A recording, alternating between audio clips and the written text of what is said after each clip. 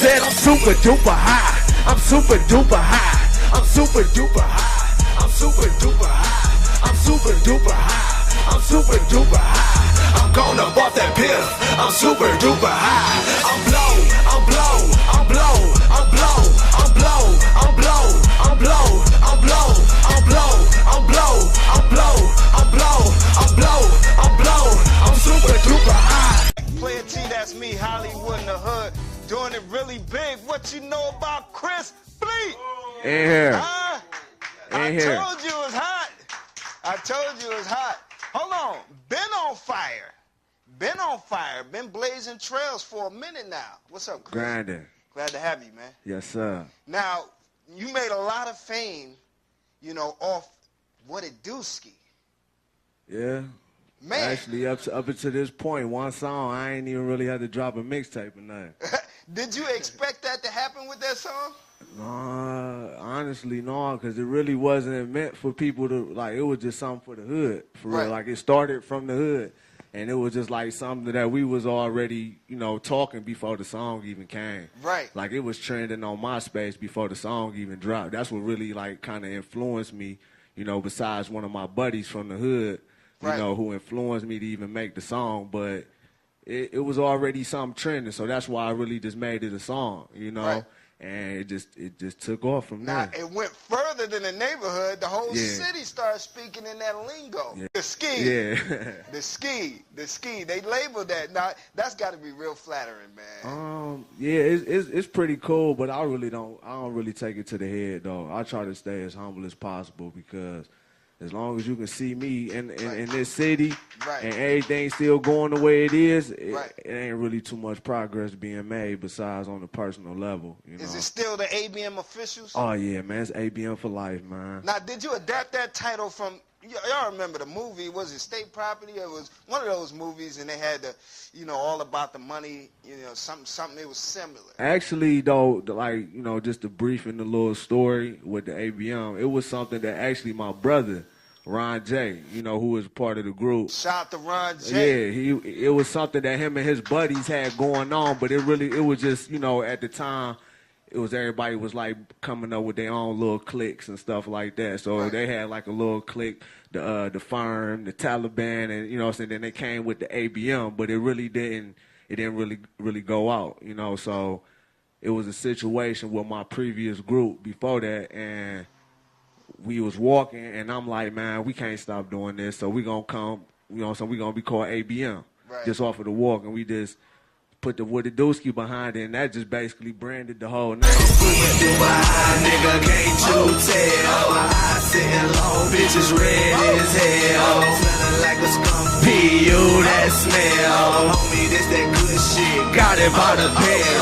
Smoking on that good shit, yeah, that pimp.com, get some, go ahead and take a whiff. Rolling up that light, THC, crystal lights, got my eyes shining bright, looking like a stoplight. Me and Young Duke in the swoop, blowing on that fruit, getting that bones by a chick, I ain't want it, all this smoke consumed, swear to God, don't know what to do. Niggas so high, need a pair of shoes. Now, the city fell in love with you guys. I mean, everywhere you were going, they were showing up in numbers. Yeah. You know, the ladies were going crazy. Yeah. I mean, what did that do for you mentally as a young artist? Man, it kind of like threw me off, to be honest. You know, it kind of threw me off because we got kind of caught up into it, and we got away from ourselves, though, you know.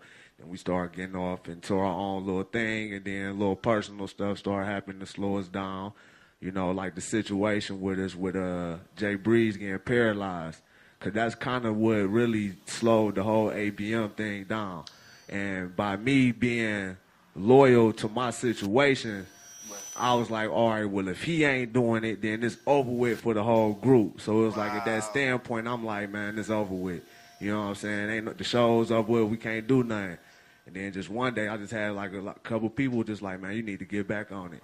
Right. You know, and then that's when I came with my next single that I'm pushing. What a lot of people is just now coming to realize, Bleek, is that you're also a producer. Yeah, I actually produced and wrote the What It Do Ski. You produced and wrote. Made the beat and everything. Yeah, I made the beat actually on Fruity Loops on my laptop. And We recorded it down at Smokehouse Recording on Shawview, my homeboy D. Right. You know what I'm saying? Right there in East Cleveland. That's where the actual first recording was at. Was in his studio, and I basically just took the beat and burnt it and took it to the fellas, and everybody wrote their verses maybe in like 5 minutes. The next day we went and recorded and put it out there. But yeah, pretty much I got a couple more tracks that I produced, but I never just released them because we was riding off of Wittadooski, you know. Now, being a producer and working with various artists, you know, when you took the hiatus, when your guy got paralyzed, that had to do something to you where they was in your ear like nudging you. Hey, Chris, man, yeah, I understand you're loyal to what's going on, but you actually got talent you need to keep going with. Was it a thing like that? Yeah, actually, I'm getting it now. You know, like right now, like especially with the new lane, promoting and what I'm doing now, I get a lot of people telling me like I need to focus more on me. But I jumped into this with the whole plan of helping people, you know what I'm saying, bringing people together. Jumped into the music, period. Yeah, like it was never about, you know, really about me, you know what I'm saying. Like sometimes I'll just be cool with just helping somebody else in their situation in the music, you know. Helping them develop their rhymes. Right, or just giving them advice about how to go about doing something. Like you said, I've been doing this for a minute now, and I know my mistakes that I made and the reason why I fell back, and I figure that I should go ahead and spread that info if I see somebody making the same mistake. You know, at least just shoot them some advice. You know? Because you had radio play and everything. They still getting played. Still getting played to this day. Yeah. You know, so you obviously learned a lot from that. Yeah, it was a whole learning experience. Where did you hail? You hail from EC. Right? Now the whole EC, the ABM officials, and all of that. That's hot. So now fast forward to now, you know, now you're picking back up, concentrating on you. You know, so now you got new material you're working on. You actually got a mixtape you're working on. Back Like I Never Left, which basically is an inspiration of my whole career with the music, you know, because I feel like I never went nowhere, but people would be like, oh, they fell off. They was one-hit wonders. You know what I'm saying? But me personally, I never went nowhere. It's just that I know when a situation ain't right, when to fall back from it and try to go work on something else. Which was my whole reason for doing the promotion. Because I figure, all right, if I'm helping other people out with their music, when I do decide to jump back into the music, I had that support from them. Yeah, you know? that's a great idea. You know, it's just a strategy.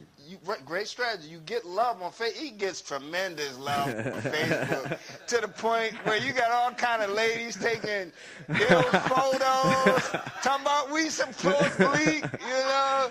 That's hot though, you know. But that's why I'm doing it though. I'm trying to include people. I bet it's not a struggle either to get those women to do that, is it? It is. It is. It is. It is because I got a girl at home, so I gotta you know, it's hard, man. It's hard. It's real hard. What you gotta say? Hey, baby, you know what it do, ski. You know what I'm saying? Yeah. I mean, I try to keep it like business with the females. Why do you think you get so much love on the social network? Honestly, because I don't jump on the social network to talk, to get friends, or to really get people to like me. I really want people to understand me and get to know me. And before they even get to start promoting. Because me, I hate part-time support. You know, if you're gonna support me while I'm down, and support, and you know what I'm saying, up until that point when I get on. Because I'm the type, I'll let you know to your face. If you want around now, you can't ask me for nothing. You know, because it's hard, especially coming up in Cleveland. It's hard. It's hard, man. It's real hard, and it's just my whole thing with the whole music is to take negative situations and turn them to positive. If I feel like if I got enough people following me to where they listen to what I'm saying, all I got to do is push a positive word to them, and they going to follow me. You feel me? Is there a sense of urgency with Back Like I Never Left? Because, like I said, you're on the radio. You know, you got this following, you got this fan base, and they're actually beating the drums of Chris Bleek. You know, we're seeing it every day on the web. So is it a sense of urgency with Back Like I Never Left? Yeah, really, man, it's just I just want to put a word out. Like right now, the mixtape is pending. I'm working, and I'm pushing the single right now just to anticipate it because I'm really trying to see what is it that the people want to hear, because the people I'm seeing getting on now is like I don't really see it, like not hating or nothing like that, but I'm really not seeing what the people really want, because they say they want original, but then they praising the people that's sounding like the next person you see on TV. Right. So it's like I'm really trying to sit back and really get to feel the people and see what they want. And I figure if I vent myself out, put myself out there on the table and see if they take to that, then that's what I'm gonna roll with. Well, tell me this. That's good. Tell me this. In your own mind, what is a complete artist? Actually, just being true to themselves for real. Like you gotta respect the whole hip hop situation. You know, if you don't respect anything, you got to, you know what I'm saying, that's the first thing you gonna have to learn is to respect. And I respect the fact that every artist is not meant to be, you know what I'm saying, in that limelight. Cause I got a label deal on the artist deal on the table right now, and I'm just sitting there like I don't know if I want to sign it, you know, because I don't know if my campaign is that big for me to put myself on the market like that. Right. You know, I signed this deal and I got to sell 10,000 units, and I, you know, go to look at my hometown and ain't nobody buying nothing. So now, therefore, I'm a flop. You know, I'm a wood. I done went wood just because I put my faith in my city. Right. You feel me? Right. So I'd rather get my campaign up and just keep networking and building this whole support system in the city. So that's what you do in the meantime. That's a great position to be in, to have deals on the table waiting for you, but then you're trying to decide if that's the right thing to do. You know, to get to a point, that's big, man. Right, and, right. You know, what have you learned thus far in your career that got you to this point? And, you know, what have you learned that got you to this point? Being consistent. Being consistent, man, like that's the only thing I can say that really helped me. Being consistent and just grinding and networking. Trying my hardest not to burn bridges, regardless of how I feel about certain situations or how people handle their business. I try to keep it balanced, you know. It's hard, but for the most part, just being dedicated, humble, and consistent with what you do.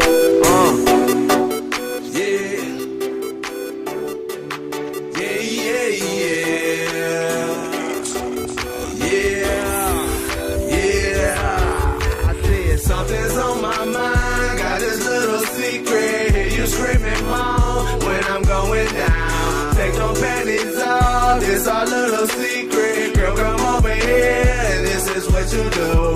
Pull them on down, pull them panties down, pull them on down, pull them panties down. It ain't no secret, little mama, look, you already know.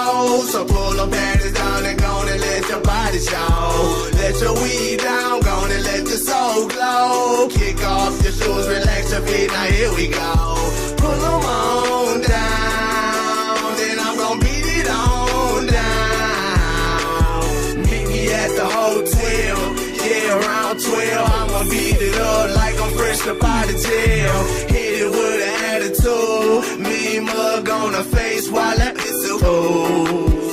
Sorry, baby, don't mean to sound rude, but I wanna look your face. I heard you like to talk a lot, would tell them how this tastes. And like I said, this all a secret between me and you, and what we do is how we keep it. It ain't nobody gotta know. Baby girl, I'm here to let you know that something's on my mind. Got this little secret, hear you screaming, mom.